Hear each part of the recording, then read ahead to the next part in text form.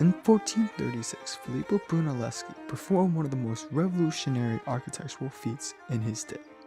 He had successfully engineered the construction of the Duomo of Santa Maria di Fiore. A structure of such extravagance was thought impossible to build at the time, but Brunelleschi's innovative thinking and prescient knowledge, combined with a deep understanding of trigonometry, allowed him to do the unthinkable. Despite his remarkable achievements, Brunelleschi came from modest and humble upbringing. Filippo Brunelleschi was born in Florence, Italy, in 1377 to Brunellesco di Lupo, a lawyer, and Giuliani Sipin. He was the second oldest out of the three children and expressed notable artistic potential from a young age. Following his ambitions, Filippo enrolled in the Silks Merchant Guild, Arte della Seta, and soon after established himself as a professional goldsmith in 1398. In his late 20s, Filippo ventured to Rome with fellow artist and sculptor Donatello. There he studied art and architecture for over 3 years and began to take an interest in ancient Greek and Roman architecture. Inspiration had hit him. He gradually turned to architecture instead of art. One structure in particular that interested Filippo was the Pantheon. At the time, the Pantheon had been the largest dome in the world, rivaled by none. However, the Roman methods used to produce such an advanced structure had been long forgotten.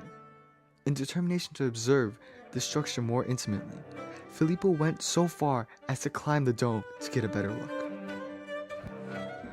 Over 100 years into the construction of the Florence Cathedral, which had begun in 1296, problems arose when trying to construct the dome. This dome aimed to be even grander than the Pantheon, but no structures of this scale have been built since antiquity. A structural design competition was held to search for a potential engineer.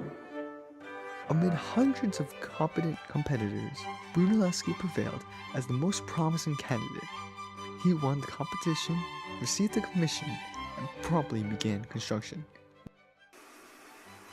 Actually, what made the proposal so outlandish was that the structures at the time were built using supports called buttresses, and these emulated a Gothic medieval style that was shunned in Italian culture.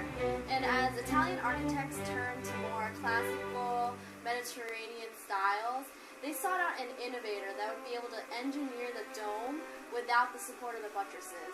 And who better to take on the job than Filippo Brunelleschi? Filippo's fear of others stealing his work caused him to only release bits of his plans gradually.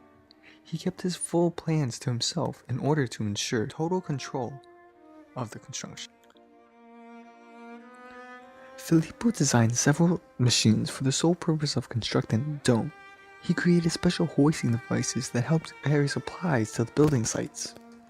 Utilizing a variety of horizontal and vertical wheels, a pair of oxen, and a pulley system, he was able to engineer a reverse gear history. Filippo followed the internal Gothic ratio of the quinto acuo because it had been established as the absolute criterion by the Wardens of Work in 1376, although unbeknownst to them at the time, this criterion utilized the same proportionality found in revered structures like the Great Pyramids of Egypt. This can be later attributed to the discovery of the catenary properties, which is the constructive geometric method that functions by the inversion of tangents.